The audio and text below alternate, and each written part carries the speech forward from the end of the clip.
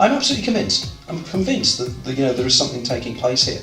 And I think maybe it is daemon influence, maybe it's the daemon just brings these little clues into your life to say, because they say, don't they, coincidences, deja vu sensations, these are all for nature to tell you you're on the right track. Yeah. Now, for instance, there's one fascinating experiment to do, and it really is intriguing, I've tried this, is that if you're in an underground garage and somebody's the other side of the garage and they slam their car door, if it is more than 60 metres away, if it's less than 60 metres away, you get a feeling of simultaneity with the sound of the car door. You see the car door slam and you hear the sound. Yeah.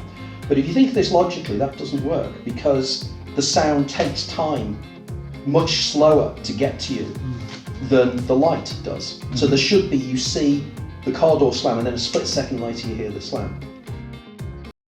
I want you to focus your attention on the car all the way down there, the one furthest away. Are you ready? Watch and listen. Now, did you see and hear the door slam shut? Of course you did. But did you happen to notice that the actual sound of the door shutting didn't seem to quite match the visual of the door shutting? Here, let's try it again.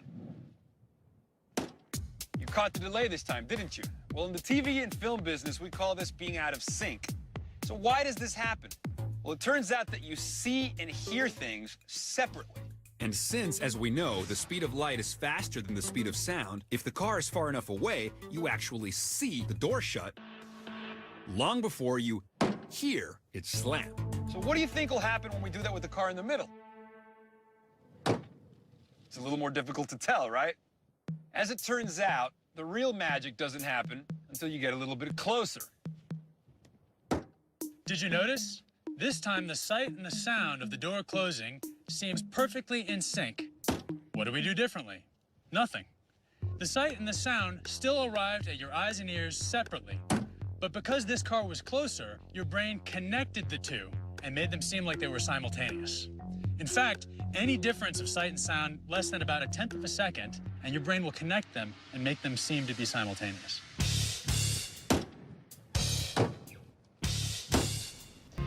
The reason is the brain buffers information. It sort of holds it back until it's got all the information.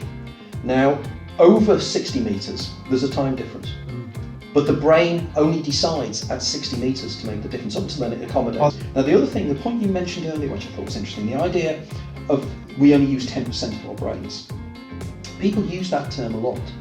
But in my last book, I talk about what that actually means. Do you know what that means when people say we only use 10% of our brains? No. Okay. Ability, is it? No, Ability? it's the structure of the brain. 10% of our brains are made up of neurons. And neurons are the things that people believe create you and me and create consciousness and everything else.